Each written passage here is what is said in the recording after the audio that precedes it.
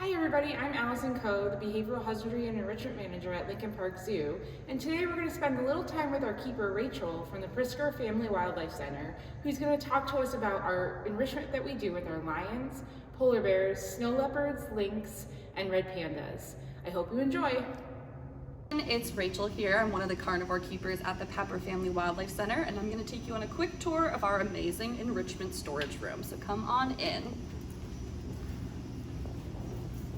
So first up, we have our novel scent enrichment section. So here you can see we have alphabetized a variety of spices for all of our animals to indulge their sensory experience with. And right next to it, we have a slew of perfumes, tons of options so that we're never using the same ones. And again, we've got a number system so that we can track the animals' responses and kind of get an idea of which might be crowd favorites or which one didn't have the biggest reaction. So then we try to keep it really organized. We are moving on to our paper section. We've got a variety of paper and cardboard options. We do have everything from really tiny small tubes to boxes, paper bags, and then we move on to larger varieties of boxes as well. You can see we have these laundry carts here, and these are to help us push around our more heavy duty items and protect those backs. We do prep enrichment a day ahead of time so it's ready for us to go in the morning. In the middle here we have our large barrel section. This one has been really fun. We've set up towers and filled them with water and bubbles, all kinds of things like that. And then this is kind of our ball section. We did split some of them in half, which has been really, really fun for the animals to knock around. And then we also have tons of things like corrugated tubes, donuts, boxes cut in half, half barrels, and then you can see over here we have some of our smaller items as well, some of those not as heavy duty but very cat friendly plastic items. Another great section that I want to highlight is our animal hair and fur and ostrich feather. We do have some antlers as well, so this is a really great another sensory enrichment section. Okay, so then over here we have a variety of enrichment calendars, each one designated to a species. So each keeper is an ambassador for their species and in charge of coordinating the enrichment calendar for the month. We then make sure to cross-reference them to make sure that no same toy is going to be used on the same day, and obviously that we're introducing novel varieties of enrichment throughout the animals day-to-day and over a week and a month. So for example, they get pretty in-depth. You can see here's a good example of one.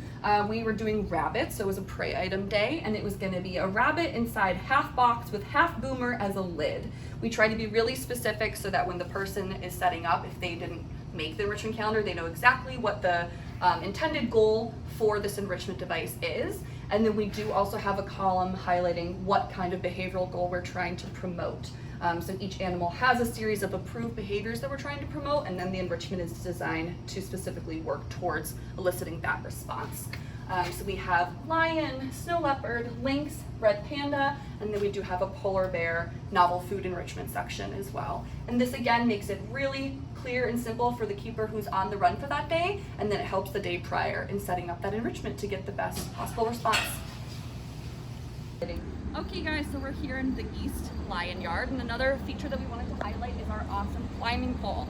As you can see right now, we do have a barbell attached to it, so we're in the early stages of introducing the climbing pole enrichment device to the lions, and we thought a good way to start with that would be to attach one of their favorite enrichment items, something that they wouldn't necessarily fight over, like a high value prey item.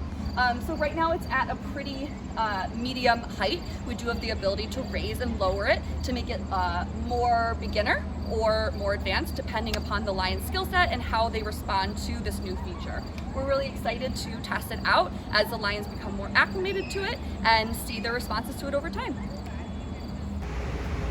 Hi guys, we're here on the Pritzker Family Wildlife Center roof, and I wanted to showcase another one of our amazing enrichment device features. So this is our zip line. As you can see, we do have 2 routes, and we have 2 routes per yard. This offers us a lot of opportunity to introduce the zip lines to the lion and to do different varieties on any given day, and to also approximate them for some co-feeding within the pride. So when we introduce the zip line, we initially will have the lion secured inside, and we will send the weight down first, and we'll get it to an area that we want that doesn't offer too much slack, with a height that we feel is appropriate for the lions to jump up and exhibit those natural hunting and stalking behaviors. And then we attach a large bungee with a bone to the bottom of it, and we send it down. We did start with non-meaty bones, something a little less high value than a meaty bone initially, just to gauge the lion's response to it. And then we would ship the lions out, and the bone would be waiting there for them. And they were all pretty receptive to it right away. Some had a slight apprehension, but they very quickly realized what was on the other end of it and had no problem jumping up and grabbing those bones down. We do attach them pretty lightly so that they can grab them and snatch and go. We don't want them to have to really struggle with it. It is designed to be a grab and go system. But so far the lions have really shown a positive result to it. We love this enrichment feature, and we're excited to slowly approximate more members of the pride into the foraging process over time.